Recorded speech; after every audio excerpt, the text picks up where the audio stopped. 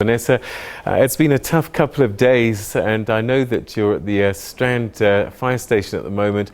What do we know at 8 minutes past 8 this evening after a tough couple of days? Peter, yes, a very warm good evening to you here from the Strand fire station. I must say over the past few days, firefighters have worked tirelessly to battle the raging inferno in the Helderberg Basin. Just now here in the fire station itself, Peter, if I can just show you, there's been a steady stream of members of the public coming in, bringing in donations of water, energy bars, foodstuffs, etc., to say thank you, as the gentleman just did in that package and insert you've just played out by my colleague Mariska earlier on today.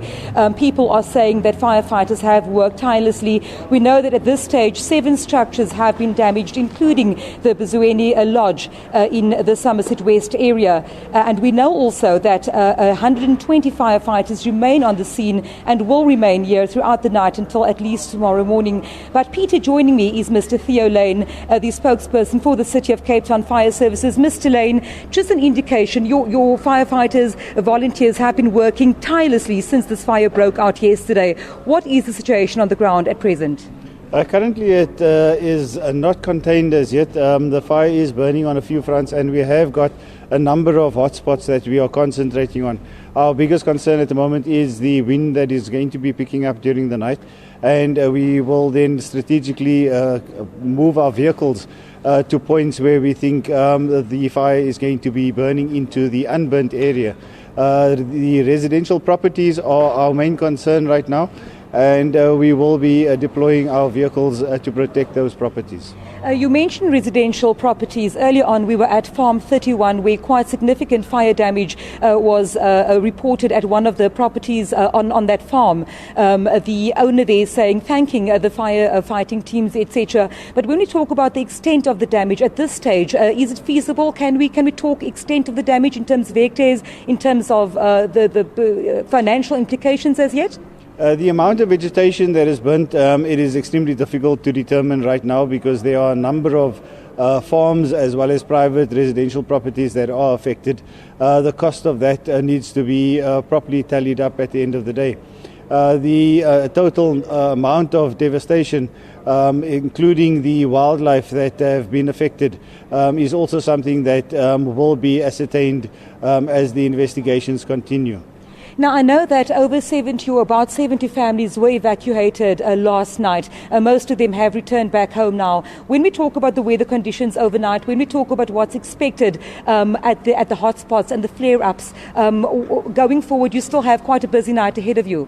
Yes, the crews are going to be remaining on the scene. And because of the expected wind conditions that's going to be increasing throughout the night and expected to be at least till gale force tomorrow, the firefighting crews are going to be concentrating on the possibility of the areas that is going to be possibly flaring up, and try to get as much of that under control as quickly as possible. Mr. Lane, we know that this fire has various pockets and it's quite an expansive area. We also heard that the Vergelegen estate, there's fire threatening that area, that region. Can you talk to us a bit about the extent of the fire damage there? The Vergelegen farm has sustained a significant amount of damage, and our efforts have been to prevent it from spreading to the other adjacent or neighbouring farms. So we have got a specific point that we want to prevent the fire from spreading to, and so far we have contained it to within that area. However, it again depends on how much of the wind comes up tonight and how much of the area is accessible to the firefighting crews, because our big problem that we have is the access into the specific areas in order for us to properly extinguish the fire.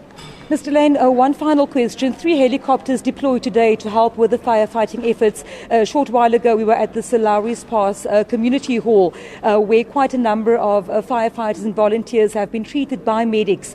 Obviously, they've had a rough couple of days out there. Any injuries reported at this stage? We haven't had any injuries from the members of the public. However, we have got a lot of firefighters that had sustained a little bit of smoke inhalation, but more the red eyes, and they had gotten treatment as it occurred.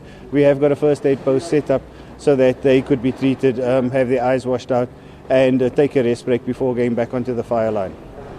Thank you very much, Mr. Theo Lane, speaking to us from the Strand Fire Station, Peter, where members of the public are absolutely coming out in support of those teams battling the blazes in various spots around in the Helderberg Basin. And Mr. Lane saying that firefighting teams as well as vehicles and resources will stay on the fire line throughout the course of tonight. Of course, weather dependent, looking at the weather conditions, the windy conditions, whether we will see many flare-ups and hotspots here in the Somerset West area. Vanessa, that's where we'll leave it. Thank you very much indeed. That was a live update there from Vanessa Poonah, who's literally on the scene there at the Strand Fire Station, where firefighters are working very long hours and difficult conditions to manage a fire that's been fairly devastating in the last couple of days.